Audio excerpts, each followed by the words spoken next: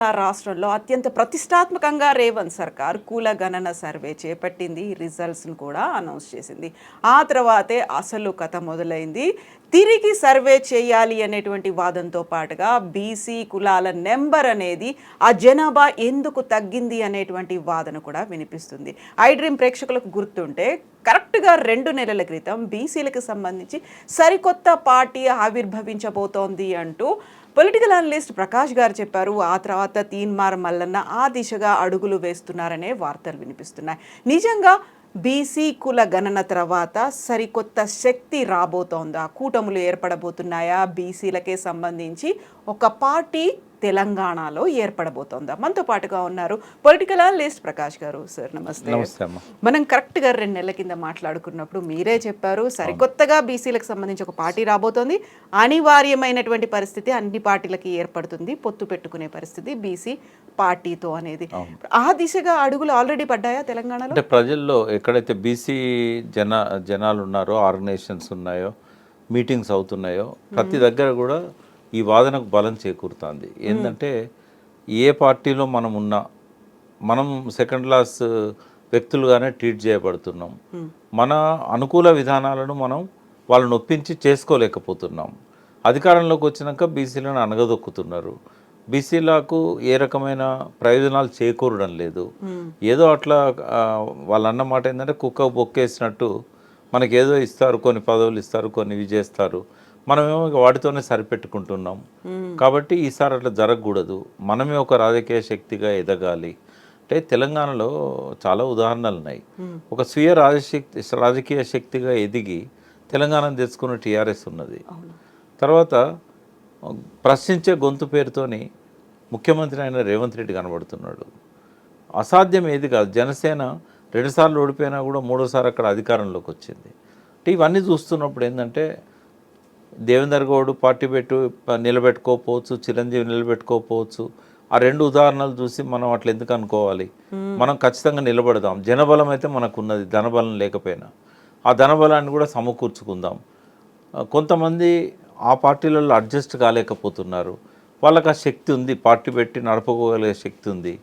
మల్లన్నే కావచ్చు, రేపు బీజేపీ అధ్యక్ష పదవి ఇవ్వకపోతే, కేంద్రంలో కూడా తీసుకోకపోతే ఈటల రాజేందర్ బయటకు వచ్చి పార్టీ పెట్టవచ్చు. ఆ రోజు ఉన్న ప్రత్యేక పరిస్థితి ఏంటంటే ఎలక్షన్లు దగ్గరగా ఉన్నాయి. ఆయనకు సపోర్ట్గా ఎవరు ముందుకు రాలేదు, ఏది టీఆర్ఎస్లోంచి బయటకు వెళ్ళినాక. వాస్తవంగా ఈటల రాజేందర్ వేరే పార్టీ పెడదామనే చాలా ప్రయత్నం చేశాడు. ఆలస్యం చేయడం కూడా, వేరే పార్టీలో పోకుండా అందరి దగ్గర పోయి మాట్లాడడం, ఇదంతా కూడా ఏంటంటే శక్తులు కలిసి వస్తే తనే పార్టీ పెట్టాలని అనుకున్నాడు. అంటే చాలా దగ్గర దాకా ప్రయత్నాలు వచ్చి పోయినాయి. ఇప్పుడు రేపు మళ్ళీ నన్ను షోకాజ్ నోటీస్ ఇచ్చారు, రేపు సస్పెండ్ చేశారనుకోండి, మళ్ళీ నూకుంటాడా సైలెంట్గా? కాబట్టి ఇంటర్నల్గా చాలా జరుగుతూ ఉంది. బట్ నేను బయటకు కనబడే దాని మీద అనాలిసిస్ చేయగలుగుతా. పార్టీ ఏర్పడుతుంది, ఇవాళ కాకపోయినా కొద్ది ఆలస్యంగానైనా పార్టీ అనేది వస్తుంది. ఒక 20 నుంచి 30 మంది ఎమ్మెల్యేలను గెలిపించుకునే దిశలో బీసీ క్యాండిడేట్స్ ఆలోచిస్తున్నారు. ఎలక్షన్లో పోటీ చేసేవాళ్ళు కానీ అన్నిటికీ వాళ్ళు సమాయత్తం అవుతున్నారు. కాబట్టి డెఫినెట్గా నెక్స్ట్ ఎలక్షన్స్ నాటికి ఆ బీసీ పార్టీ అనేది వస్తుంది. ఇంకో పక్కన బీజేపీ ఒంటరిగా పోటీ చేయకుండా జనసేన టీడీపీని కూడా కలుపుకొని ఇక్కడ వాళ్ళ ప్రయత్నాలు కూడా స్టార్ట్ అయినాయి. ఇక్కడ బీసీలకు పవన్ కళ్యాణ్ సపోర్ట్ కూడా దొరుకుతుంది. తర్వాత బీసీలకు మేమే ఎక్కువ ఇదివరకు ప్రాధాన్యత ఇచ్చామని చెప్పి చంద్రబాబు నాయుడు కూడా వస్తాడు. తర్వాత ఇదే బీజేపీ మేము బీసీ వాదాన్ని నింపించాం, మేమే ముఖ్యమంత్రిని చేస్తామని చెప్పాము అని చెప్పి బీజేపీ వాళ్ళు కూడా బీసీలకు సపోర్ట్గా ఉంటారు. వాళ్ళిద్దరి మధ్య అలయన్స్ సింక్ అయింది అనుకోండి, ఈజీగా 20 మంది బీసీలు ఎలక్ట్ అవుతారు. ఏది ఈ పెట్టబోయే పార్టీ నుంచి. ఒకవేళ ఆ కూటమితోనే కనుక బీసీలు ఇంకా తెలంగాణ కోసం వాళ్ళ ఆంధ్ర నాయకులని ఇంకో 4 ఏళ్ల తర్వాత మాట్లాడే అవకాశం ఉండదు. ఆ దాదాపుగా వాదనను టీఆర్ఎస్ఏ డైల్యూట్ చేసింది కంప్లీట్గా. కలిసిపోయారు ఇక్కడ దాదాపుగా అంత, ఇక్కడ ఉన్న వాళ్ళందరూ ఇక్కడ జనంలో కలిసిపోయారు. ఇప్పుడు వాళ్ళ డామినేషన్ కూడా ఏం లేదు, కలిసి వస్తారు వాళ్ళు. ఇప్పుడు తెలంగాణలో బీసీలు పార్టీ పెట్టినప్పుడు అక్కడ నుంచి వచ్చి ఇక్కడ సెటిల్ అయిన వాళ్ళు వాళ్ళతోనే ఉంటారు. కాబట్టి రేపు ఒకవేళ ఈ 3 పార్టీలు పక్కకు పెడితే, కాంగ్రెస్ టీఆర్ఎస్ను పక్కకు పెడితే బీజేపీకి అవకాశం ఉంది, బీసీ పార్టీతోని అలయన్స్ కావడానికి అవకాశం ఉంటుంది. ఇప్పుడు కూడా తీన్మార్ మల్లన్న వెనకాల ఆయన కొత్త పార్టీ పెడతారు అన్న దాని వెనకాల కూడా బీజేపీ ఉంది, ఆయన ప్రోత్సాహం ఉంది అనే మాట వినిపిస్తోంది. లేదు, అట్లాంటి ఏది కూడా ఆయన వెనకాల లేదు, కానీ భవిష్యత్తులో ఉంటుంది.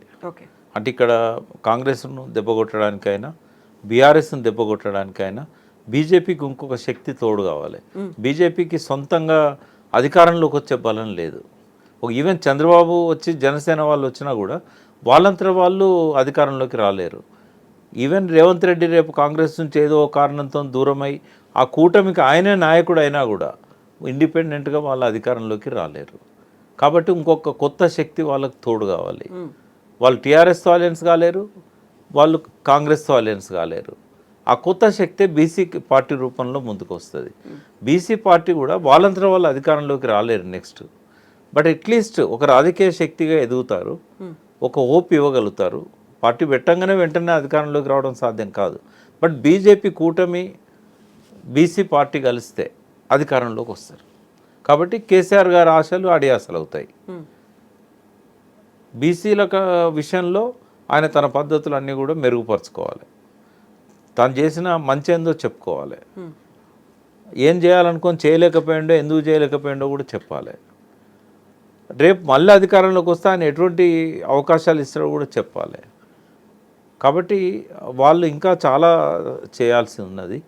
ఐజాన్ టుడే మాత్రం బీసీ పార్టీకి అన్ని రకాలుగా ప్రయత్నాలు జరుగుతాయి. ఇప్పుడు బీఆర్ఎస్ పార్టీ అంటే కవిత ముందు నుంచి బీసీ కుల సంఘ నేతలతో సమావేశం అవుతున్నారు, రౌండ్ టేబుల్లో ఇవన్నీ పెడుతున్నారు. ఆ తర్వాత కేటీఆర్ కూడా బీఆర్ఎస్లో ఉన్నటువంటి బీసీ లీడర్స్తో సమావేశమయ్యారు. ఇది కాకుండా ఇంకా జరగాల్సింది ఉందంటారా? బియాండ్ జరగాల అంటే కేసీఆర్ గారి నుంచి రావాలి కదా, వీళ్ళు మాట్లాడినా కూడా కేసీఆర్ గారి నుంచి రావాలి. అది అంటే ఒక ఆక్షేపణ నిన్న మేము పెట్టుకున్నాం, 300 కాపులు అందరం కలిసి ఒక మీటింగ్ పెట్టుకున్నాం. ఇక్కడ మన డైమండ్ పాయింట్ దగ్గర ఒక ఫంక్షన్ హాల్లో. సెలెక్టివ్గా లీడర్స్ మాత్రమే వచ్చారు దానికి. Thanks to Revanth Reddy. ఏంటంటే ఇప్పటిదాకా ఎన్నడూ బీజేపీ పార్టీలో ఉన్న సంజయ్ కానీ కేంద్ర మంత్రిగా ఉన్నాడు, లక్ష్మణ్ రాజ్యసభ సభ్యులు ఎన్నడూ కూడా మా మీటింగ్స్లకు రాలేదు. వాళ్ళు పిలిచాం కూడా, వస్తామన్నారు, కొన్నిసార్లు మిస్ అయ్యారు. బట్ ఫస్ట్ టైం ఎంత కలర్ఫుల్ కనబడదంటే స్టేజ్, మేమంతా స్టేజ్ వెనుక పోయినాం, ఎందుకంటే సెకండ్ రోలోకి వెళ్ళిపోయినాం.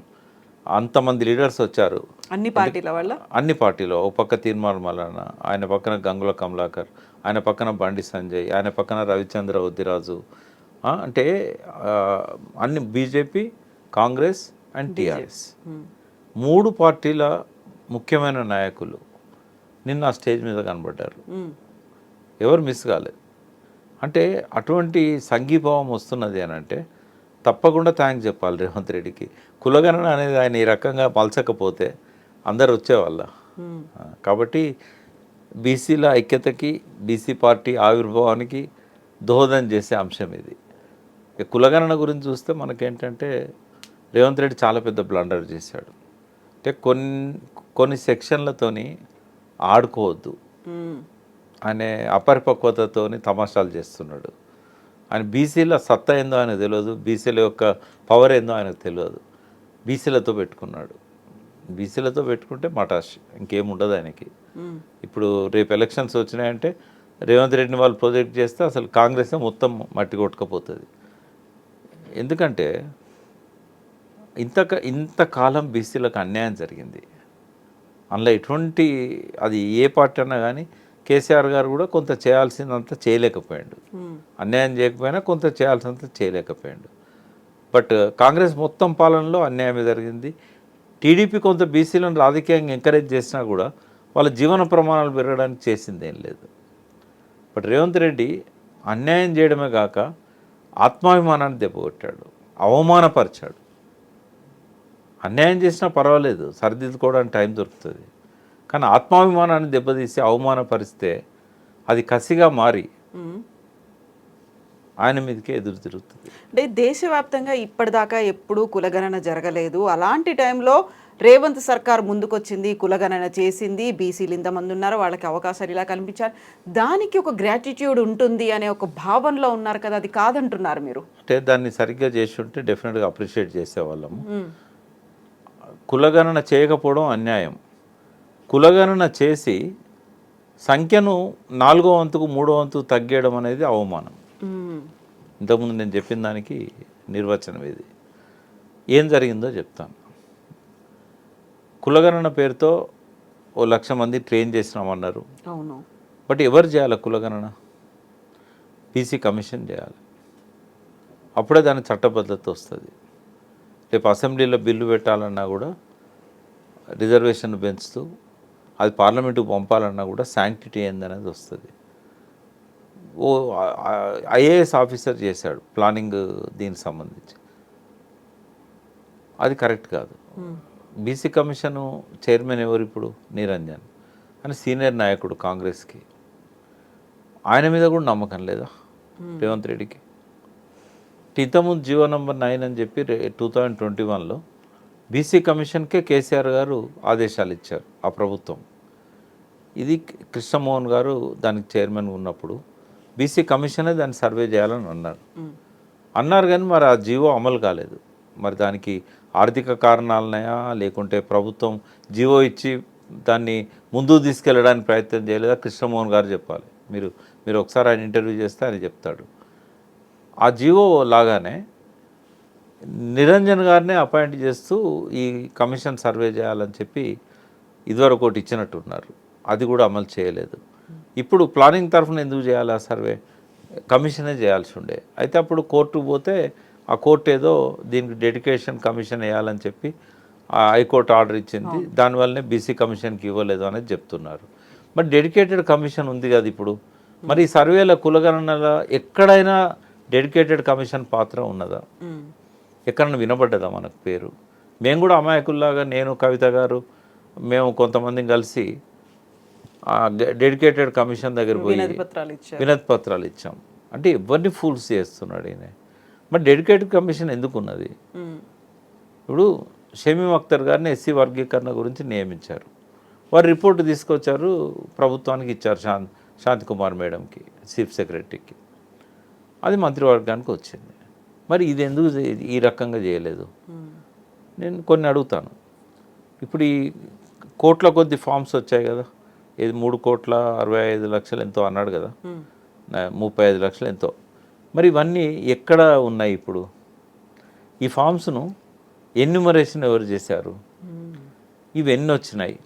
అంటే నాకు అత్యంత విశ్వసనీయంగా తెలిసిన సమాచారం ఏంటి అంటే ఒక రకంగా నేను 100% నమ్ముతున్న సమాచారం.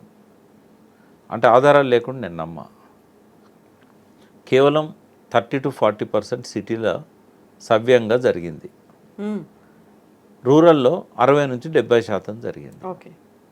అందులో చాలా తప్పులు ఉన్నాయి. మళ్ళీ కానీ జరగంది కేవలం 3% మాత్రమే, 97% అయిపోయింది అనే మాట చెప్పారు కదా. దానికి ఇప్పుడు నేను ఏవైతే కొన్ని ప్రశ్నలు అడుగుతానో మీకు ఆ సమాధానం అర్థమవుతుంది.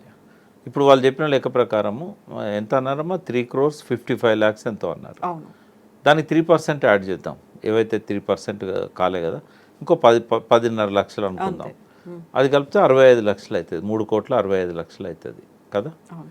ఇది అబద్ధం అని చెప్పడానికి